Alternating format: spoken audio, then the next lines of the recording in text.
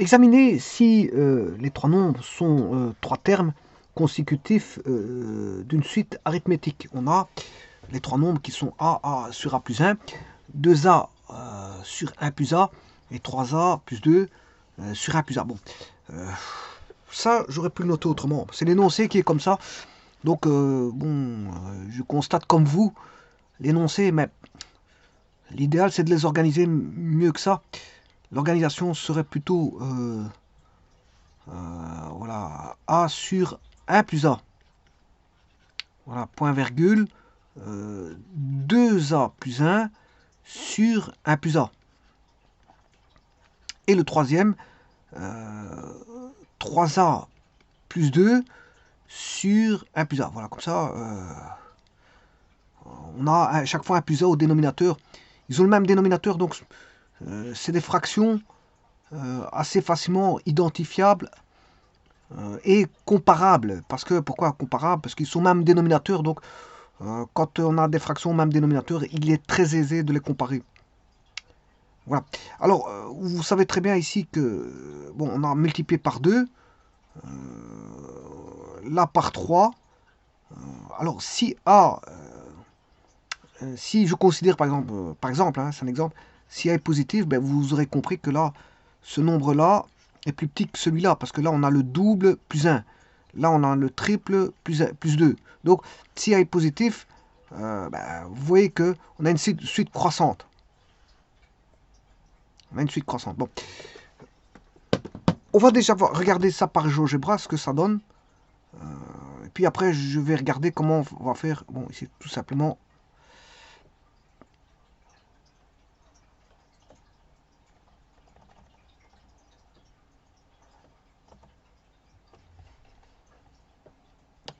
Bon, donc on a A sur A plus 1. Je vais mettre un curseur. Il ne dépend que d'une seule valeur A. Donc je mets qu'un seul nombre entier. Bon, non, je vais mettre un nombre... peu importe. Je vais le mettre comme ceci. Ok. Donc je vais aller de moins 5 à 5. Pas plus, ou alors de moins 10 à 10.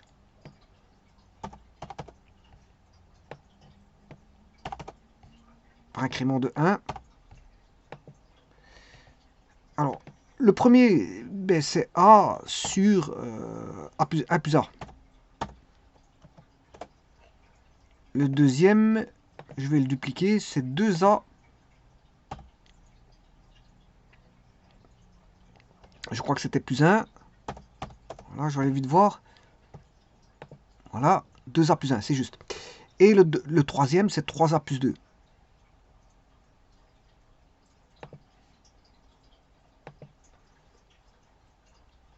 Alors, je vais juste dupliquer la saisie ici, changer le 2 en 3 et le 1 en 2. 5 demi. Alors,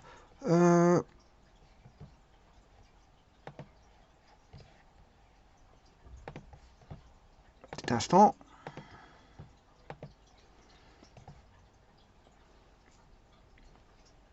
Alors, là, je vais chercher la raison, que je vais appeler R. Et pour chercher la raison, bah, je vais l'appeler R1. Et voir s'il y a bien égalité. Hein. Bon, R1, ce sera C moins B. La raison ici vaut 1. Et R2, ce sera, pour vérifier, D moins C. Alors, pour l'instant, ça fait 1. Je vais changer la valeur de A. Mais en fait, ça fait toujours 1. La raison fait toujours 1 ici. Oui, moins l'infini, pourquoi? Parce que ça fait, c'est 0. Hein. Quand ça fait quand A vaut moins 1, voilà, moins 1, on a moins l'infini, c'est normal, parce que 1 moins 1, ça fait 0 dénominateur. Hein. Donc là, il n'y a pas de raison, parce que le dénominateur n'existe pas.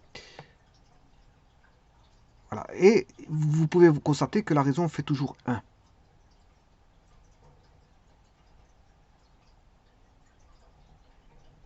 Et ils sont toujours en suite arithmétique. Hein. Donc vous voyez que la raison fait toujours 1. Et donc on va essayer de regarder après ça. Donc c'est bien une suite arithmétique, je confirme, par vérification, tout simplement, tout bonnement par vérification. Alors, quand est-ce que... Une suite arithmétique, qu'est-ce que c'est? Si on a...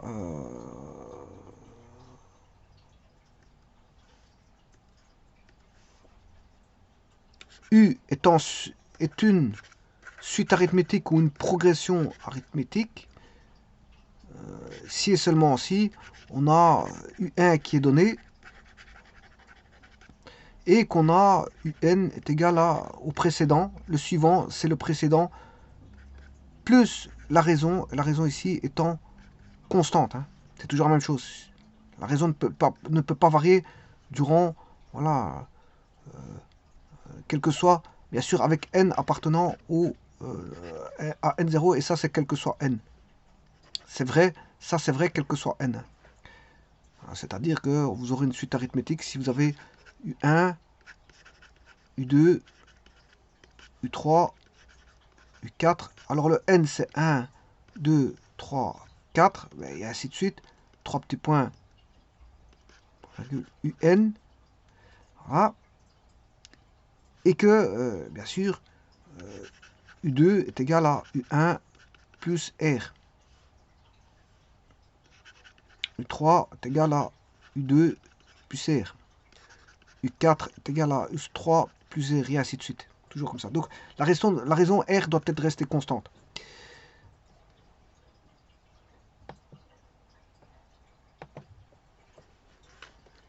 Mais, dans une suite arithmétique, supposons que je prenne 3 valeurs. Supposons que je prenne, peu importe, hein, 3 termes de la suite. Je prends 3 termes que je vais appeler ABC. Peu importe le rang. U1, U2, U3, U4, U5. Peu importe le rang. Supposons que U3 vaut A, U4 vaut B et U5 vaut C. Bon, ce sont les valeurs. Alors, pas confondre le contenu, le contenant. Le contenant, c'est voilà, le casier. U4 c'est un casier, U5 c'est un casier, et la valeur contenue dans le casier. U3 contient A, U4 contient B et U5 contient C. Alors, qu'est-ce qu'on peut dire? Comme ils sont en suite arithmétique, A c'est A. Voilà, supposons que bon, je vais commencer. Voilà. B ce sera, par rapport au précédent, c'est A plus R, par définition d'une suite arithmétique. Le C c'est égal à B plus la raison. Voilà, ça c'est par définition d'une suite arithmétique. Donc j'ai pris que 3 termes. Donc en d'autres termes, j'ai A, point virgule, A plus R, point virgule, B plus R, qui est ABC. Voilà. Mais B, c'est A plus R. Vous le voyez ici, B c'est A plus R. Vous voyez ici, là, B c'est A plus R. Donc je pourrais écrire que on aura A plus R, plus R. Voilà. Ce qui veut dire que là, on a A, point virgule, A plus R, point virgule, A plus 2R. Voilà, ça c'est une suite arithmétique.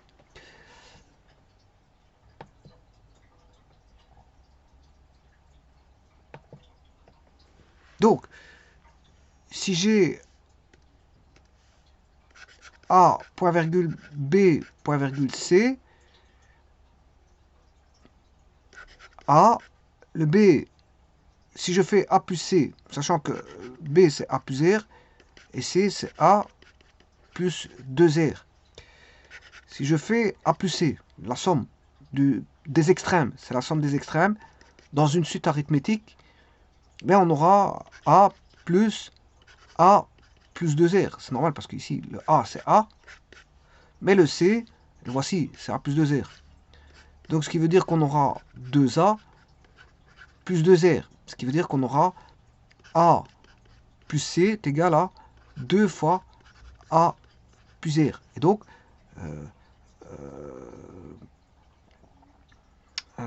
Alors, je vous rappelle que A plus R, c'est B. Hein. A plus R, c'est B. Voilà, 2B. Donc, A plus C vaut 2B. A plus C vaut 2B. Ce qui veut dire que vaut B, le milieu, il vaut la moyenne des deux. B est égal à quoi? A plus C sur 2. Bon, donc, c'est une moyenne arithmétique. Contrairement aux suites géométriques, on peut faire une moyenne géométrique. Mais là, c'est une moyenne arithmétique.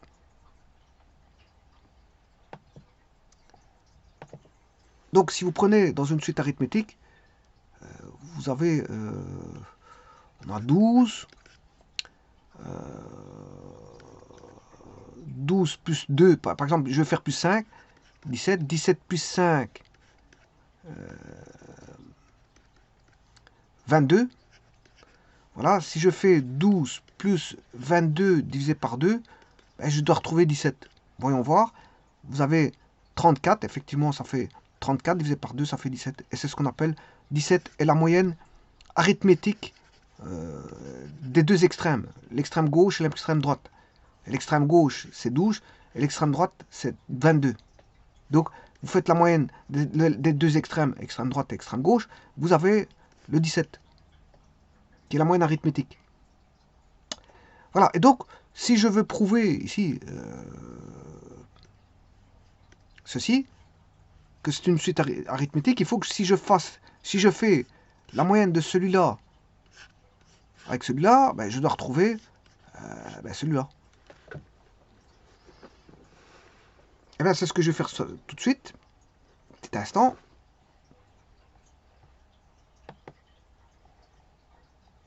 A, 2A plus 1, 3A plus 2. Bon, il faut que je retienne juste A. Alors, le premier, c'est A sur 1 plus A. Le dernier, c'est 3A plus 2 sur 1 plus A. Et le deuxième, c'est 2A plus 1 sur 1 plus A. Alors, si je fais la somme de celui-là avec celui-là, ça fait A sur 1 plus A, plus 3A plus 2 sur 1 plus A, le tout divisé par 2. Et je dois trouver ceci. Eh bien, voyons voir. On aura, comme il est au même dénominateur, on a du 1 plus A sur 2. On aura A plus 3A plus 2, ce qui fait 4A plus 2 sur 1 plus A, le tout sur 2 sur 1. Voilà. Et donc, ce qui veut dire que là, je peux faire 4A. Je vais calculer celui-ci directement sur notre page. Ou alors je vais réduire. C'est beaucoup plus facile.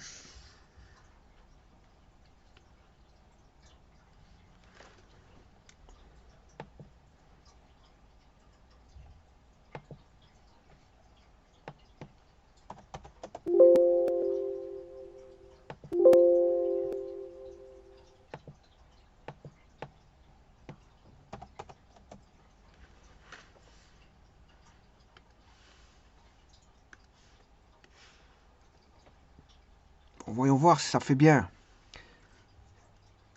Alors j'ai 4A plus 2 sur 1 plus A fois... Alors divisé par une fraction, on revient à multiplier par la fraction inverse. Un demi. Ce qui veut dire que si je mets en évidence 4A plus 2, on sait mettre 2 en évidence. Ça fait 2A plus 1, le tout sur 1 plus A sur 2. Alors ce 2 là, je vais le mettre devant.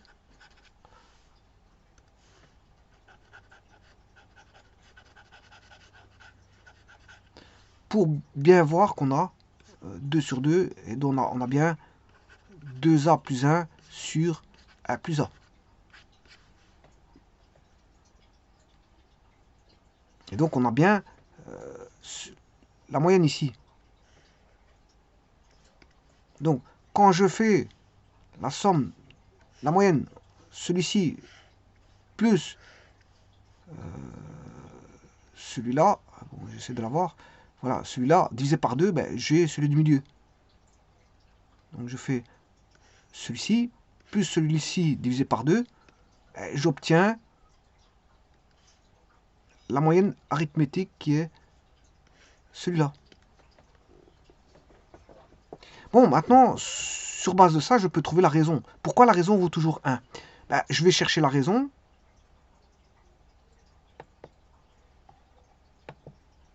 Alors, de deux choses l'une, je prends le premier et le deuxième, qui est 2a plus 1, sur 1 plus a, ou je prends le 3a plus 2 et le deuxième. Eh bien, on va voir ça. Je vais prendre... alors, je rappelle que pour passer de celui-là à celui-là, on en fait plus la raison. Ou pour passer de là à là, on fait plus la raison. Donc, si je fais 2a plus 1 sur 1 plus a, moins... enfin, je dirais plutôt le contraire. Je prends le troisième et le deuxième. 3a plus 2 sur 1 plus a, moins 2a plus 1 sur 1 plus a. Ce qui fait 3a moins 2a plus 2 moins 1, le tout sur 1 plus a. Là, on va se retrouver que 3a moins 2a, ça fait a. A plus 1. Voilà, sur 1 plus a. Mais a plus 1, c'est 1 plus a. Sur 1 plus a, eh bien, la raison fera toujours 1. Alors, j'aurais pu prendre celui-là et celui-là. Ça veut dire que j'aurais fait 2a plus 1 sur 1 plus a moins a sur 1 plus a. 2a moins a, ce qui fait a plus 1 sur 1 plus a. Et de nouveau, on retrouve 1 plus a sur 1 plus a. Ça fait 1. Donc la raison vaut 1. La raison, voilà la raison pour laquelle la raison vaut 1. Bon, c'est pas tout à fait les mêmes significations du mot raison. Le premier, c'est la raison, c'est dans le sens raison raisonnable. Mais dans le second, c'est la raison, c'est la valeur additionnée à un terme de la suite arithmétique pour avoir le suivant. Donc la raison ici, elle vaut toujours 1. Je vous remercie.